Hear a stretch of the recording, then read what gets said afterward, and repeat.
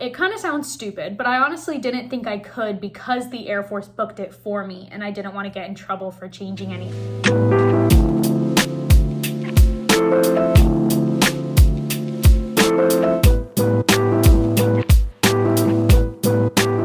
Hey everybody, it's Michaela and welcome back to my channel. It has been such a long time since I did another video, but I am back now and ready to get into it. So you guys wanted to know what it's like going to your first base. So I'm gonna get started from tech school and go all the way through. So when you're in tech school, you are going to find out your first base. Now the timeline of this does depend on how long your tech school is and a couple of different factors. For me, I found out where I was going about 2.5 months after getting there, and you find out online. So I'm not going to get into the specifics of the website and all of that because your leadership in tech school is going to go over all of that when you get there. So don't worry about all of that, but just know that you do find out online. Someone isn't going to just, hand it to you in an envelope or tell you. You do find out online. And I got my number 2 option that was on my dream sheet. So you fill out your dream sheet in basic, and when you get to tech school, you're gonna wanna go online and update that again to just make sure that everything is still the base that you want. So you wanna take this dream sheet very seriously. The Air Force is pretty good at giving you what you want on your dream sheet because if they give you a base that you want, you're more likely going to re-enlist. Versus if you go somewhere you absolutely hate, you're probably gonna want to get out of the Air Force. So you want to take this dream sheet very serious. I got my number 2 option, which was England, and my number 1 was Italy, but I was still in Europe, so I was super happy about going there. So after you find out, you're going to get a sponsor soon after. And you do not have to do anything. Your sponsor is going to reach out to you via Facebook Messenger or email, and they get your name by your leadership in tech school. So your tech school leadership and your new base leadership is going to communicate. So there's nothing you have to do on your end. So this person's going to reach out to you, and they're probably going to want specifics as, what date do you graduate? What day do you expect to get to your new base? And just different questions like that. You can also ask this person any questions you have. Some of the questions I asked my sponsor were, what is a typical day at the office like? What time do I have to be there? What time do we get off? What does lunch look like? All of those really random things that I wanted to know. Because I can try and answer some of the questions here, but it is going to vary based on your job. So it's really good to just have a good relationship with your sponsor and ask them anything that you want to know because you're probably going to have a lot of different questions. So your sponsor is also going to be the person that is more than likely going to pick you up from the airport if you're flying. They're also going to be the person to help you in process. That's, all the paperwork you have to do. They're probably going to give you the keys to your dorm, show you around base, and get you all set up. So for me, I flew to Lakenheath, obviously, because it's international. But if you are stationed in the United States, you do have the option of doing a personally procured move, which is where you drive yourself and get reimbursed. So you can rent a moving truck and do it all yourself. You also get reimbursed for food and travel, so like hotel expenses and gas and stuff like that. You can also just drive yourself and have a moving company come to your home of record and ship your belongings. So if you are a single airman, meaning you are not married and or do not have kids, you are allotted 500 pounds. I meant to say allotted. You're allotted 500 pounds of stuff. So that's pretty much going to be, books, clothes, random, smaller belongings, but you are not allowed to ship furniture because your dorm room has furniture available. So if you are right out of tech school and you are married or you have children, you are able to move off base, so you can move furniture. And I want to say it's about 3,000 to 5,000 pounds of stuff. So you're going to be able to, bring your whole house and the stuff that you have.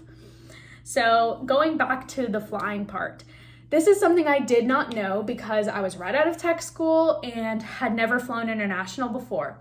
So the Air Force is going to book your flight for you. And before you graduate, you're going to receive, a paper copy of the confirmation and also an email copy as well. And it's going to have your name and your confirmation number and all of those details. But what I didn't know is that I could have gone online and changed the flight.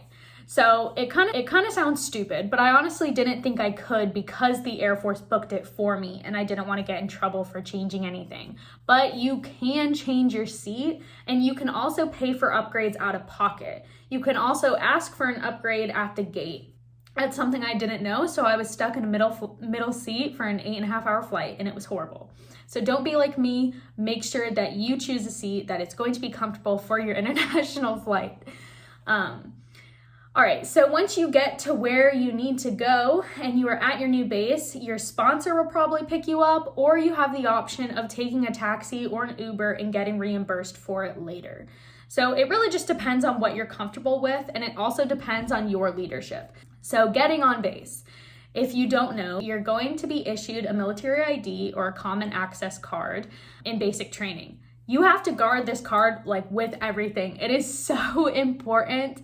If you lose your CAT card, you have to fill out a police report and then get issued a new one. And it is a very long process, and you'll more than likely get disciplinary paperwork for it. So you do not want to lose this card. This is like your life. You can access, all of the encrypted emails, all of the military secure websites, and it's also how you get onto any military installation. So when you go to your first base, there is security forces at every gate. They're armed and they check your ID. You can't just walk on. But if you have family that want to visit, you have the option of signing them on. So what that means, and I don't know why I did air quotes, you go to the visitor center and then you show them your military ID, you fill out paperwork, and they get a visitor's pass, which allows them to get on the base. This varies per installation. So some bases in the United States, you can just show them at the gate your military ID and their driver's license in the car, and they will let you on. Now, overseas, you do have to go to the visitor center and do that process. So that's why I was saying that, because I was overseas. But it does vary per base. So just check the base's website on visitors policy if you want your family to come and visit you, or friends, or whoever. All right, so once you get to your new base, you're going to have to in-process. But before you in-process, you're probably gonna be given some downtime. And this is just gonna let you explore the base. If you are international, get a new SIM card for your phone because your old one's probably not gonna work. Or if it does, you're gonna be charged an assload amount of money. So you're gonna wanna get a new SIM card. But if you're just in the United States, you're still gonna be given downtime to either set up your dorm room, just get acclimated, walk around the base, get a rental car if you want one, and get all of that situated. So the biggest thing here is you want to communicate with your sponsor, who will probably give you all the names of the leadership that you need to be in contact with, more particularly your supervisor. So you want to just let them know, be like, hey, I have to get my dorm room set up. What time do you want me in the office? And they'll probably say, just come in tomorrow at 7:30 or 8 or whatever time you start. So for me, I was given a couple of days, 1, because I was sick, and 2, because of jet lag, and it was just, exhausting doing a red-eye flight. So I got a couple of days, and then my sponsor picked me up and then took me to the office, and I got to meet everyone and see my desk, and it was really nice. So my main point here is you're more than likely not going to be expected, on your second day of arriving to just jump in and start doing a whole bunch of real work, because you do have a lot of different, admin things you have to take care of. So after you get yourself acclimated to the new base and you get settled in, you're going to have to in-process. So because you are a first-term airman right out of tech school, there's a lot more paperwork and stuff you have to do than, say, me, coming back from overseas. I'm not a new airman, so the in-processing process wasn't a lot. But as a new airman, it is a lot. It can seem daunting, but your sponsor is going to help you through it. So you get an in-processing checklist, which has a list of things you have to do, like setting up your official military email, giving the fitness assessment cell your recent fitness scores. You have to fill out a whole bunch of paperwork. So a lot of this stuff you're going to find out in tech school. You are not thrown to the wolves and expected to figure it out yourself. And that was something I was worried about because I'd only ever been in basic and tech school, so I had no idea what it was going to be like getting to my first base. So you're going to do a whole bunch of in-processing. After you are in process, you're going to be signed up for FTAC, which stands for First Term Airman Course. So this is about a week or two long, basically orientation. And this is where I met a lot of my first friends, all from different career fields. So it's nice meeting people besides those who you just work with. So what this is, and it's only a one-time thing because you are right out of tech school, you're going to spend a week, I think it's a week, it might be 2 weeks, literally just listening to people talk about all the programs offered on base, talk about sexual assault, talk about drinking and driving, finances, college classes, a whole bunch of stuff. So throughout the whole day, you basically just have different organizations coming in and talking to you. And it's fun, and you get to do some discussions with people, kind of like What Now Airman, basically like, you know, if someone handed you drugs, what would you do? Really just different questions like that. So it's fun, you get to meet a lot of people, and during this time, you are not expected to go to work because this is a full-time thing for that week, or possibly 2 weeks, don't remember. So after you're done with FTAC, now this is when you're going to go to your shop and finally be an airman, finally be an asset to the team, because you're not that new anymore. So you're gonna have a lot of upgrade training you have to do as well. So even though you did basic, you did tech school, you're not out of the weeds with training and learning. You're always training and learning in the Air Force. Even out of the Air Force, you always want to continue to grow. But you're gonna have different things you have to do and different taskers. It used to be paper and pencil, and you had to fill out a multiple choice test and hand it to your supervisor.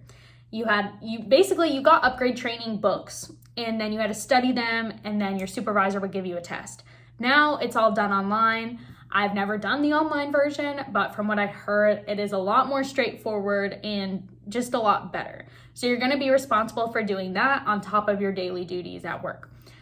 The first couple of months of being there, it was very training oriented, very learning what the processes look like, learning what the day-to-day was, shadowing a lot of people, seeing what they were doing, seeing how to set up interviews on base. There was just a lot of things I had to learn because in tech school, it's pretty much generic, right? Every base you go to is going to be different as far as the processes and how they do things. And this applies to every single job.